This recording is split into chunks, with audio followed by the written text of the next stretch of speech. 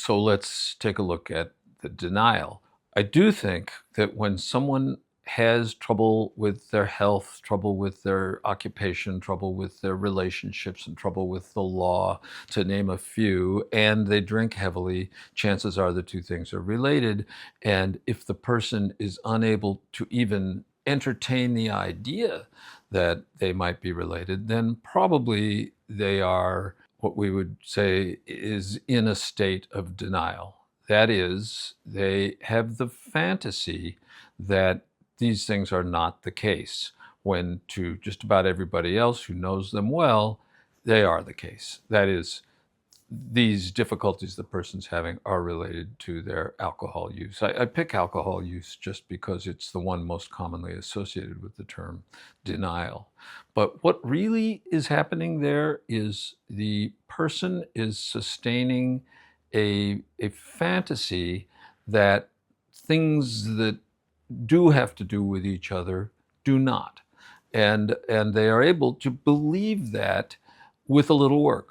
And when one confronts a person, as people do in interventions, for example, with these obvious cases, health, relationships, law, occupation, etc., we do that with the hopes of puncturing the denial fantasy that these things are not the case. And you hope that when you're surrounded by people who love you and care about you, and they say these things to you, maybe then you're able to take a step back and understand better. But that's only one defense mechanism. So we could define a defense mechanism as a fantasy configuration that is designed, in a sense, it's unconscious, I might add, but it's designed to mobilize a different set of feelings from the ones we would have if we took seriously what we're in denial about.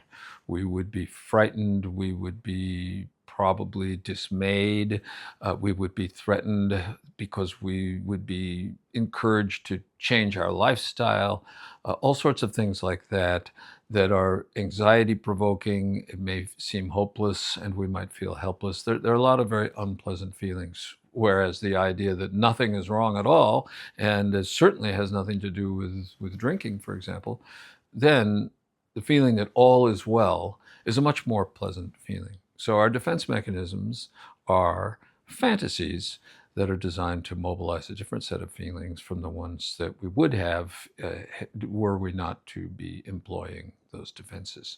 And there are a whole list of them that are classic in psychiatry and psychology. We've heard of most of them. Another defense mechanism that we hear about all the time is projection. I don't know about people you all hang out with, but people I know aren't shy about saying, you're projecting.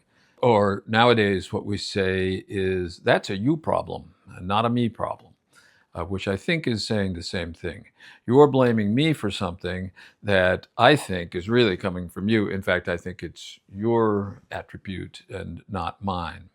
Something along the lines of the song lyrics, before you accuse me, take a look at yourself. Probably what's inscribed at the Temple of Delphi means know thyself, is really that. Know what's coming from within before you worry too much about what's coming from without. Maybe you can't know what's coming from without knowing what's coming from within, to put it in that convoluted way. But I think these are accurate. The idea of projection is that we experience as coming from someone else something that we are reluctant to see in ourselves. If I say to my friend, you know, you're an easy to anger person. You go to anger awfully quickly. And let's say that others don't see it that way. Others who know this person do not see them as easy to anger. And the person says, you know, you're the only one who's ever said that to me. Maybe this has something to do with you.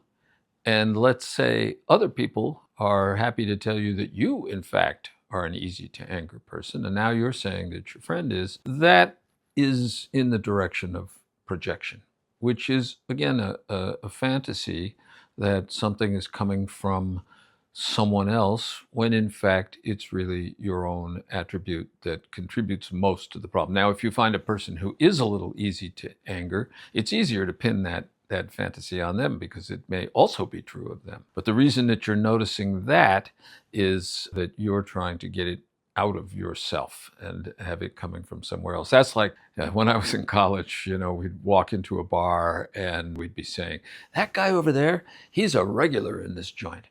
And of course, anybody with paying attention, people didn't tend to say this to us, but if I were there now, well, I probably wouldn't say it either, but I'd be thinking, how do you know?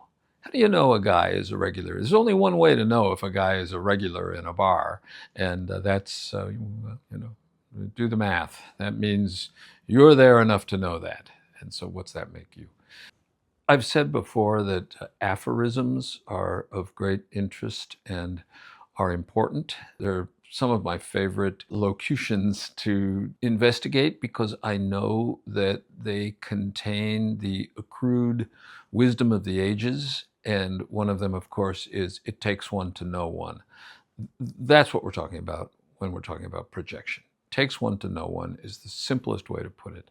But again, a fantasy configuration. It's that guy over there who's easy to anger. It's that guy over there who's regular in this bar, not me.